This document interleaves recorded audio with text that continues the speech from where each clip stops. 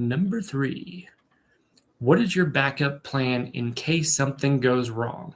And there's a lot that can go wrong.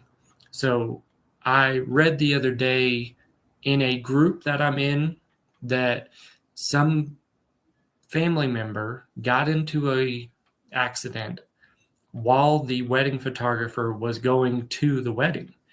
And so what do you do in that situation? It was a family member, it was a car accident, it was serious, so they weren't just gonna not go to the hospital just to make, a couple $1,000s on a wedding.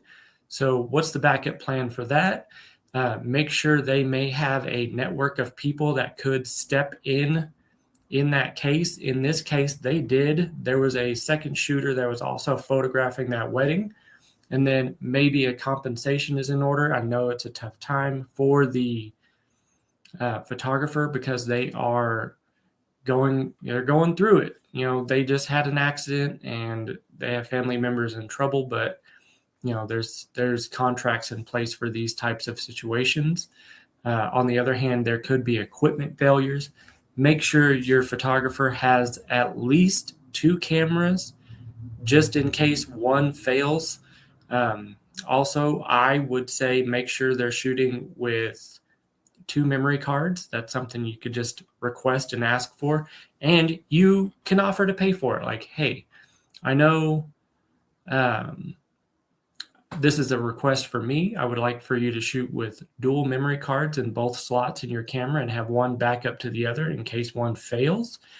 As far as memory card cost, depends on the camera and the output that you're expecting. So in that case, in this request, I would say that you're going to be spending anywhere between $150 on up to $350 for a new memory card for that camera. Yes, that's how expensive our memory cards are.